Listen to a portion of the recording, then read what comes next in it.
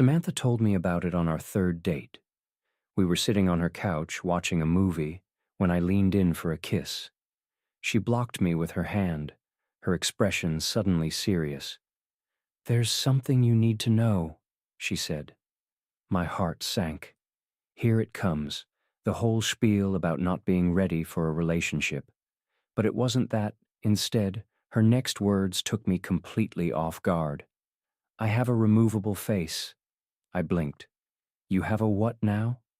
"A removable face," she repeated, lifting her chin and tracing a line along her jaw. "Look closely. You can see the seam." Leaning in, I squinted. The light was dim, but sure enough, there was a faint, unnatural line where her face met her neck. My head spun with questions, but before I could ask, she cut me off. "Don't ask how or why. I can't tell you.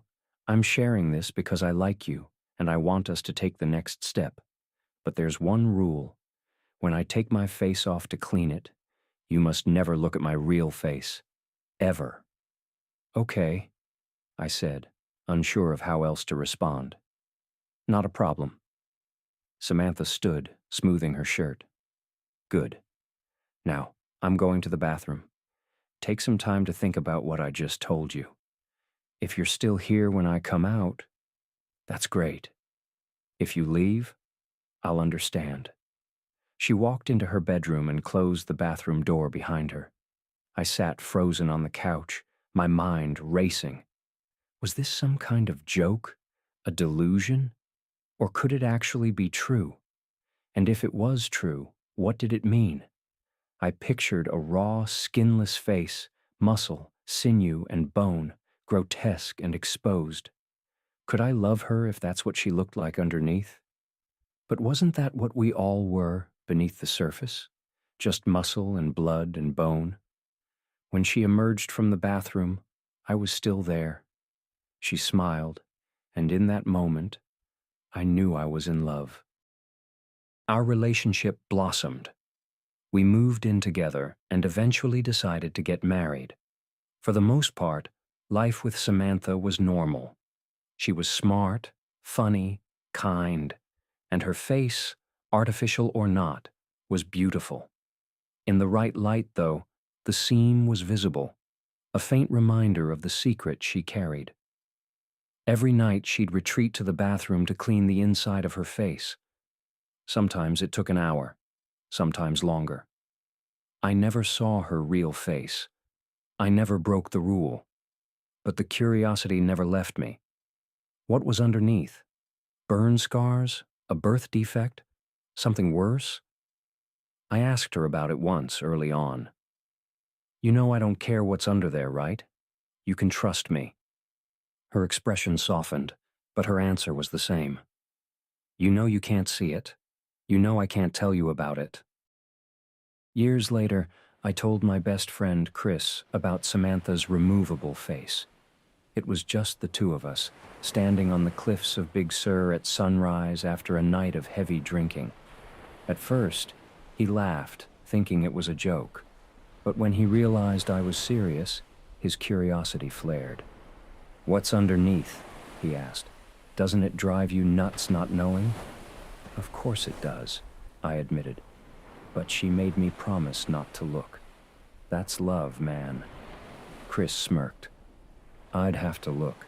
Set up a camera or something. You can't live your whole life wondering." I shook my head. "It's not worth it." We dropped the subject after that, but I could tell it stuck with him. Last week, Chris came to stay with us for the weekend. We spent Saturday grilling steaks and drinking in the backyard. At one point, I got a call from work and stepped away to take it. Samantha excused herself to clean her face, leaving Chris to relax with his beer.